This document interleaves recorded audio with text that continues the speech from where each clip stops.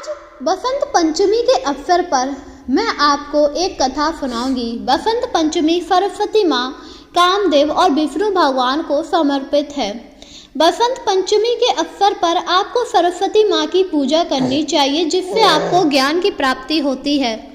इसी के साथ आपको कामदेव की पूजा करनी चाहिए, जिससे आपको प्रेम मिलता है, और विष्णु भगवान की पूजा करनी चाहिए, जिससे आपका परिवार हमेशा खुशियों से भरा रहता है। क्योंकि सरस्वती माँ को ज्ञान की देवी कहा जाता है, कामदेव को प्रेम का देवता कहा जाता है, और विष्णु भगवान हमारे घर परिवार को धन्य धान से भर देते हैं। तो आइए शुरू करते हैं कहानी। बहुत समय पहले एक नगर में एक औरत अपने बेटे के साथ रहा करती थी। घर में कोई ना था, जिस वजह से वह अपने आप को काफ़ी अकेला महसूस करती, और इसी अकेलेपन को दूर करने के लिए उसने अपने बेटे की शादी कर दी, जबकि बेटा अभी शादी करना नहीं चाहता था। शादी करने के बाद बेटे की जब बहू आई तो सास काफ़ी ज़्यादा खुश हुई, पर बेटा बिल्कुल भी खुश नहीं था। और एक दिन पत्नी ने अपने पति से कहा, अजी हमारी शादी को 4-5 दिन हो गए हैं, मैं देख रही हूँ आप मुझसे बात नहीं करते, क्या आप मुझे पसंद नहीं हैं?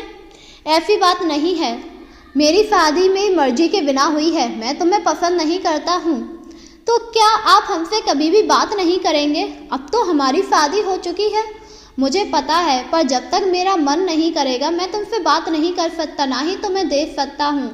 यह सुनकर वह लड़की काफ़ी ज़्यादा दुखी हो गई, क्योंकि उसके मन में बहुत सारे अरमान थे। क्योंकि शादी के बाद हर औरत सोचती है वह अपनी पति की सेवा करेगी।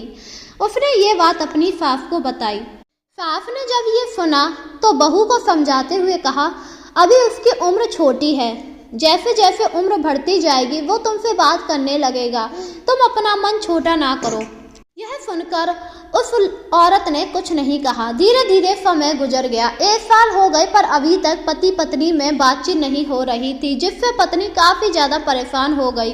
क्योंकि 1 साल होने के बाद भी पति ने अपनी पत्नी की तरफ ना ही देखा ना ही बात की, और उसने इसी की शिकायत अपने मायके कर दी। मायके वालों को जब ये पता लगा तो वह काफ़ी ज़्यादा परेशान हुए और उसके ससुराल आए। ससुराल आने के बाद उन्होंने उसकी सास से कहा, आपने हमें धोखा दिया है, जब आपका बेटा हमारी बेटी को पसंद ही नहीं करता तो आपने शादी क्यों कराई? अरे किसने कहा है पसंद नहीं करता? धीरे धीरे समय के साथ वो पसंद करने लगेगा। वैसे भी जब मेरी शादी हुई थी तो मेरे पति मुझे पसंद नहीं करते थे, पर कामदेव की कृपा से सब कुछ सही हो गया। कामदेव की कृपा हम कुछ समझे नहीं। इसके बाद उसकी सास ने उन लोगों को सारी बात बताई, जिसे सुनकर वह थोड़े हैरान भी हुए, और उन्होंने कहा, पर अगर आपका बेटा मेरी बेटी को प्यार नहीं कर पाया तो मैं अपनी बेटी को यहाँ से ले जाऊँगा। ठीक है, मुझे मंजूर है, बस आप मुझे बसंत पंचमी तक का मौका दे दीजिए। यह कहकर उसके घर वाले चले गए। वहीं लड़की काफ़ी ज़्यादा हैरान हुई, आखिर बसंत पंचमी को क्या होगा, और उसने अपनी सास से कहा, माँ जी आखिर कामदेव की क्या कहानी है? मैंने तो इन देवों के बारे में कभी नहीं सुना, आप मुझे कृपया पूरी कहानी बताइए। कामदेव प्रेम के देवता हैं, अगर तुम इनकी पूजा करोगी तो तुम्हारे पति तुमसे प्यार करने लगेंगे। क्योंकि मेरे पति मुझसे प्रेम नहीं करते थे तो मैंने भी कामदेव की पूजा की थी, जिससे वो मुझे प्रेम करने लगे। यह सुनकर लड़की काफ़ी ज़्यादा खुश हुई, और अपनी सास के बताए हुए विधि के साथ जब बसंत पंचमी आई तो उसने कामदेव की पूजा की। कामदेव की कृपा से उसका पति अब अपनी पत्नी से बात करना शुरू कर दिया, जिससे वह काफ़ी ज़्यादा खुश हुई, और अब वह नियमित रूप से कामदेव की पूजा करने लगी, क्योंकि वह चाहती थी उसका पति उसे प्यार करने लगे।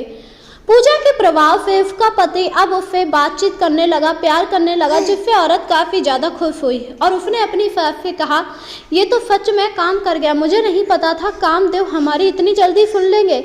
कामदेव को प्रेम का देवता कहा गया है। माँ जी मुझे तो पता ही नहीं था, अब मैं इनकी नियमित रूप से पूजा किया करूँगी, जिससे मेरे पति मुझसे बहुत प्रेम करेंगे।